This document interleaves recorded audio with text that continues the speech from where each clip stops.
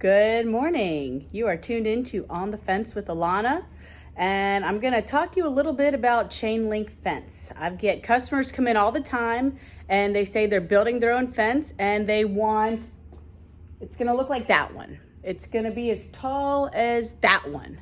And that's what they want. They want that. Or they'll come in and they'll say, we need the thing that attaches to the other thing that holds the fence up.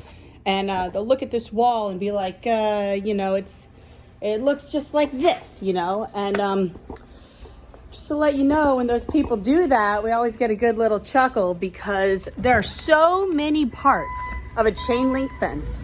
Not only are there so many parts, but there are so many different sizes of these parts. So just to show you, here's part you don't see. This is my warehouse and it is huge. Here's some parts to a fence. Tension bands. Well, were they black or they galvanized? This is 4-inch. How many do you need? Well, so-and-so customer doesn't know. What about some of this stuff? You need any loop caps? Need any tie wires? You need some tension bands? You do? Well, is it 3 feet tall or is it 3.5? I mean, how tall is your fence gonna be? These people just kind of eyeball it, and sometimes I do that a little bit too, but I've been doing this for a while and I know I'm 5'3". So if the fence is a little shorter than me, it's probably a 5-foot fence. If it's a little taller, it's probably 6. But, you really have to get your measurements in. You got to know. Because you come here, you buy some stuff, and you waste your time because you got to come back and return it.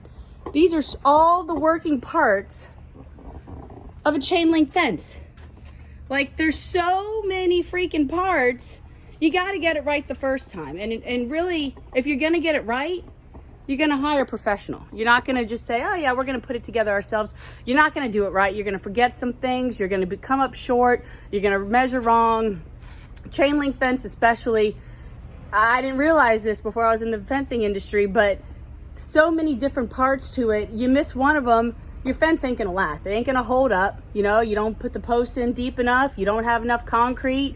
You don't have all the gadgets involved in keeping everything together. It ain't gonna work out. It's not worth doing it yourself because in the long run, certain types of fencing, most fencing, I think, you do it yourself, you think you're gonna save money. It's gonna end up costing you a lot more in the long run when you have to redo it, when you have to tear it down, when you have to start over.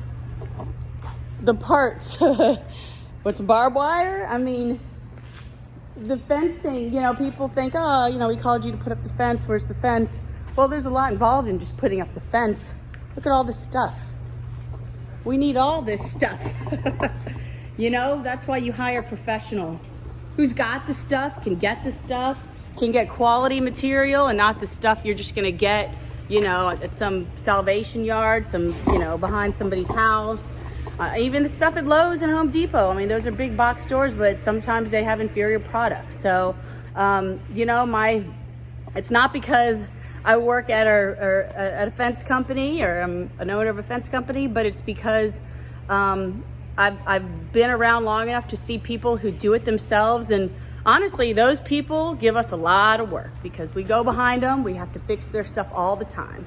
So if you're getting ready to jump into a project, you need some fencing. There's a lot that goes on in building your fence. So, if you got to pay a little more, do it right the first time. It's going to save you a lot of money in the long run. Your fence is going to last a lot longer.